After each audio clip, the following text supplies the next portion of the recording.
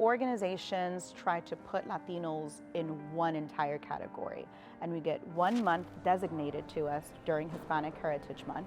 But our community is so diverse. We are not a monolith, even though we are Latinos. There are things that are very specific and unique to the Salvadoran community. As a kid, it's not something that crosses your mind, having Salvadoran pride, especially being born and raised in this country. You know, you're kind of taught to be patriotic, you know, American. And you don't, until you get older, you don't realize that two things can be true. You can have Salvadoran pride and you can be American. I have always been proud to be Salvadoreña. I just didn't know what that was. I think that for me, it actually came 5 years ago. It was actually not that long ago, because I went to a consulate event. I was invited to a consulate event for this event for Casa Cultura. And I came to this event, and it was so magical to me because it was the first time I had been in an event where it was encompassing so much more than food. You know, it was art, poetry, focusing in on little elements that make us Salvadoreños. A lot of people that are the product of immigrants could speak to this experience. I definitely lived in two different worlds. At home, it was only Spanish. We ate pupusas, we had all the Salvadoran foods. But then as soon as I left it, I was a full-blown American. I only spoke English. Pizza was my favorite food. For me, growing up, there was a very kind of like hidden truth, which was calladito más bonito. There was a truth of like, the less people know of you or see you, the better it is, because there was a lot of idea that we had to be hidden. Our talents needed to be hidden.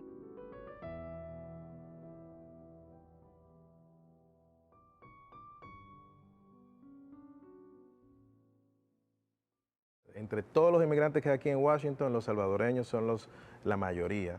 Y es el único lugar en Estados Unidos donde los salvadoreños son la mayoría de los inmigrantes, la mayor minoría.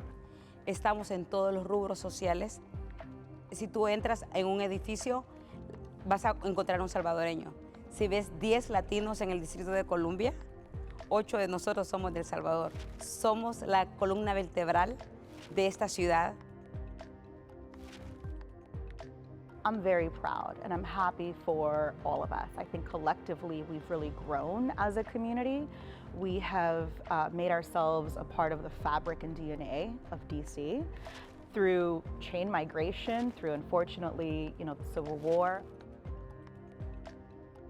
My aunt came here in the 70s. Her and her husband opened up the very first Salvadoran restaurant in D.C. And it was a huge challenge for them at the moment. But the fact that they had that vision and they pioneered it and they were able to inspire others to also do the same, I think is amazing.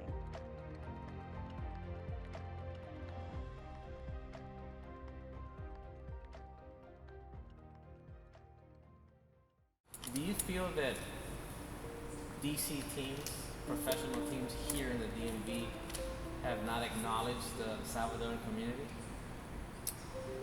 They have not. They have not. No. In the simplest terms, no. No. I'm 20 feet 2 inches. I think that we've been ignored by not just sports teams, we've been ignored by even other Latino groups. I'm not sure if they realize the community that exists. Mira, es muy importante el hecho de que equipos profesionales de béisbol o de baloncesto, cualquier tipo de deporte, tomen en cuenta en las comunidades en donde se encuentran. People have to do the work. People have to create these spaces for people to come and feel these moments. What we're talking about, how you reach out to the public sports teams, you create a connection, whether it be a player who plays for that team, who has roots in your country, or whether it be a food that they sell there.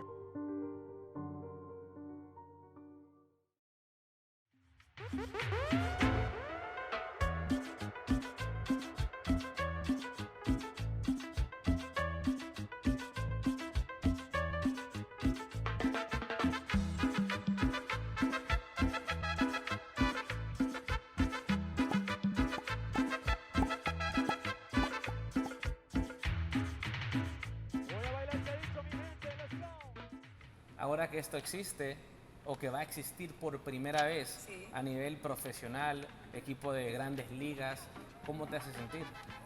Sí, me hace sentir bien porque la primera vez que me invitaron los Nationals a tirar en una noche de Roberto Clemente, que fui a tirar la primera bola, no fue por salvadoreña, sino que fue por latina.